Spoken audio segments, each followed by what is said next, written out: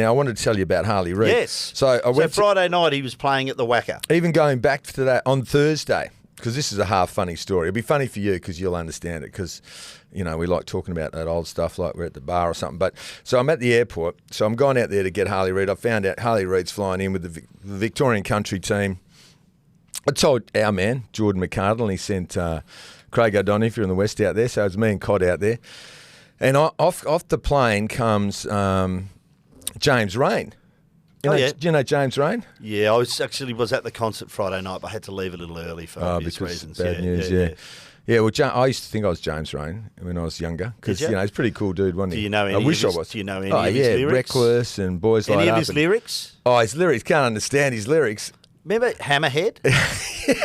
That second line in it, you've been hanging with the nicest people. That's the line. One of my mates, you caught him singing one day, you've been hanging with the moccasin people. I said, what?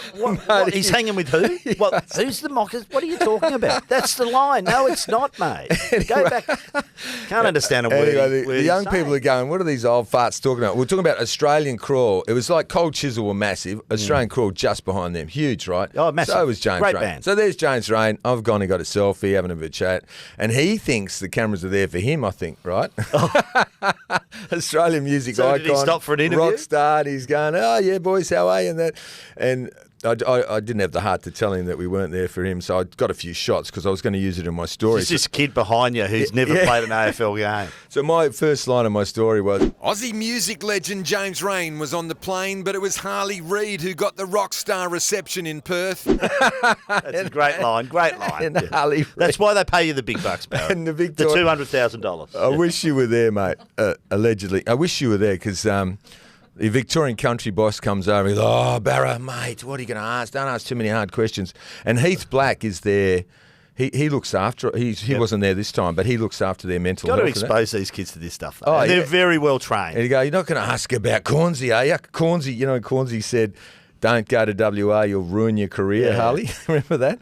He said, don't ask that. So, no, we won't ask that. We just want to know, if he Didn't will mention come. Cornsey, but you just said, will you come to WA? Yeah, we did. And I'll tell you the funny bit. So I'm interviewing him, and I said, you're going to meet with the West Coast Eagles? He goes, oh, no.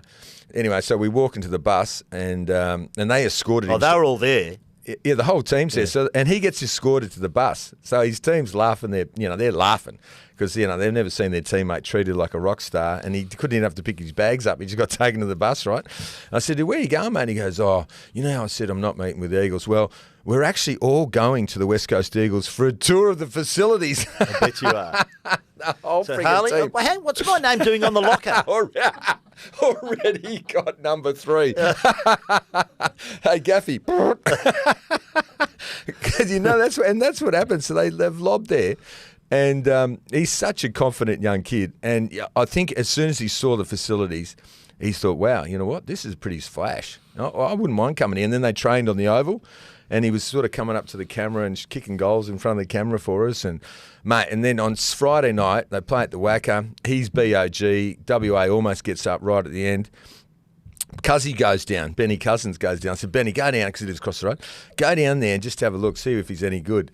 He's texting me, mate, this kid, he's the real deal. He goes, he's like Judd. So, mate, big decision. It is a big decision. Big decision for West Coast. You can split and you can take a couple, or you can have him. But giving up Judd or Hodge or Martin. Do. And so then I talk to the recruiters and they go, yeah, well, if we get 5-7 and a first rounder next year from the Giants, so that would be 5-7. So I can't pass that up. 5-7, and that would be 8 or 9 or 10. Can't pass that up next year. They go, we can get Zane Dersma, I think it is, because that Victorian country team, Good they reckon player. there'll be 12 picked from that, 8 from Western Australia. Zane Dersma. But the big thing is we can pick up a local bloke, and probably at the 5 pick we can get Daniel Curtin, who was best on ground for WA. And so when they work out the banding and, where the good kids are, if they're in that picks from 2 to 10 and the Eagles get 2 picks in there, they'll probably go, you know what, it's too seductive to give up. But giving him up's got to be hard, mate, after probably meeting him. Dispels with him suggesting that, I don't want to go, I'll go wherever I am, because you'd play a dud if you don't want to come over here. Surely in front of the WA audience, you'd just do a hand. Oh, you reckon he'd not be BOG? No. And he played in the forward line. He'll go and then he went midfield. He'll go wherever. But you can't manipulate the draft anyway, can you? Of course not. You can't Well, say I'm not going. Well, no, but Adelaide tried a couple of years ago when the Gold Coast took Lacosius and Rankine. They said caveat emptor or buyer beware.